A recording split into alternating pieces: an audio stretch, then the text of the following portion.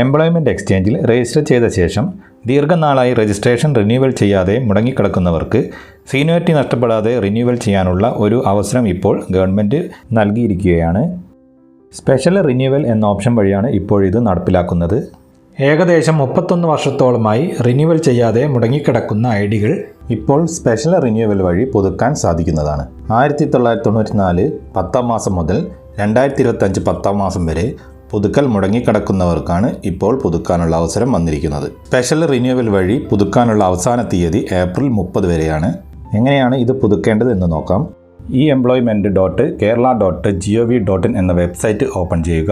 വെബ്സൈറ്റിലേക്ക് പ്രവേശിച്ച ശേഷം മുകളിൽ കാണുന്ന ഈ 3 ലൈനിൽ ക്ലിക്ക് ചെയ്യുമ്പോൾ പ്രത്യേക പുതുക്കൽ എന്നൊരു ഓപ്ഷൻ കാണാം. അത് സെലക്ട് ചെയ്യുക. ഇവിടെ ഫസ്റ്റ് നിങ്ങളുടെ ജില്ല സെലക്ട് ചെയ്യുക. അതിന് താഴെ എക്സ്ചേഞ്ച് ആണ് സെലക്ട് ചെയ്യേണ്ടത്. നിങ്ങളുടെ എക്സ്ചേഞ്ച് ഏതാണോ വരുന്നത് അത് ഇതിൽ നിന്ന് സെലക്ട് ചെയ്യുക. അതിനുശേഷം നിങ്ങളുടെ പഞ്ചായത്തും വാർഡും എൻ്റർ ചെയ്ത് കൊടുക്കുക. നെക്സ്റ്റ് രജിസ്ട്രേഷൻ നമ്പറാണ് ഇവിടെ എൻ്റർ ചെയ്ത് കൊടുക്കേണ്ടത്.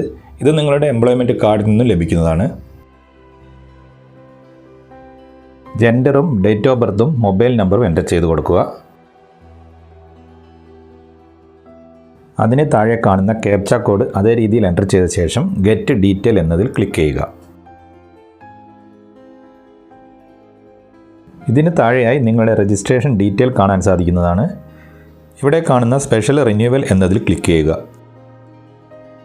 ഇവിടെ ഓക്കെ കൊടുക്കുക. അക്കൗണ്ട് സക്സസ്ഫുള്ളി റിന്യൂവ്ഡ് എന്ന് കാണാം. പ്രിവ്യൂ ഐ ഡി കാർഡിൽ ക്ലിക്ക് ചെയ്തുകൊണ്ട് ഐ ഡി കാർഡിൻ്റെ ഡീറ്റെയിൽ കാണാൻ സാധിക്കുന്നതാണ്. പ്രിൻ്റ് എന്ന ഓപ്ഷൻ വഴി ഐ ഡി കാർഡ് ഡൗൺലോഡ് ചെയ്യാനും കഴിയും.